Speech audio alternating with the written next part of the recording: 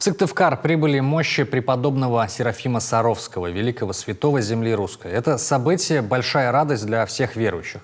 Святыня пробудет в столице Коми несколько дней, а затем отправится в Сосногорск и Ухту. Когда и где можно будет прикоснуться к мощам, расскажет Ксения Лосева.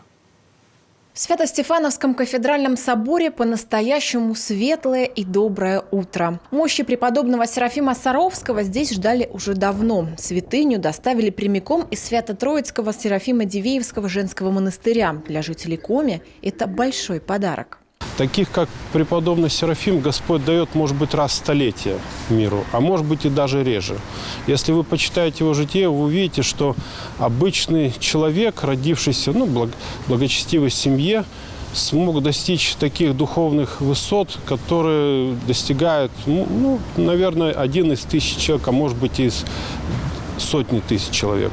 Серафим Саровский – святой из народа. Годы отшельничества, 16 лет в Саровской пустыне, 8 лет в затворе. А еще 1000 дней в лесу на камне в молитве. Еще 1000 дней он питался отваром из травы сныть. Серафим Саровский – один из таких святых, которые прошли все подвиги верования. Православные считают, что такие тяжелые испытания ему даровал Господь.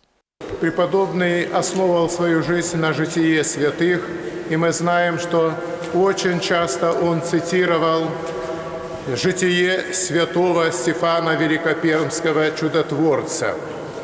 Вот ранние святые наши, как Стефан Пермский, преподобный Сергий Радонежский, они были во главу угла внимания нашего богоносного отца Серафима Саровского. К батюшке Серафиму обращаются за помощью в исцелении от тяжких недугов, поскольку, согласно житию, еще при жизни по его молитвам излечивались самые безнадежные больные. Просят его и о духовном исцелении от всяческих страстей и обретении умиротворения, о выборе правильного пути в жизни, успехе в торговых делах и бизнесе, создании прочных семей, мире и согласии, обретении гармонии и благополучия. Сегодня его помощь нужна как никогда. Непростые времена, братья и сестры, но великие наши святые земли русской встают с нашим воинством за веру православную, за единство России, за нашу свободу. А наша с вами задача крепко молиться за наших родных, близких, кто сегодня на передовой.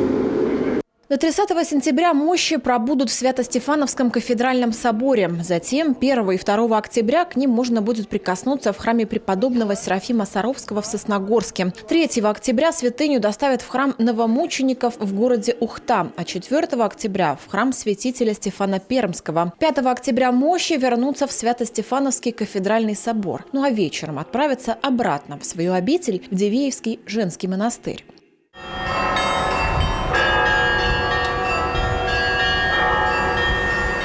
Ксения Лосева, телеканал Юрган, Сыктывкар.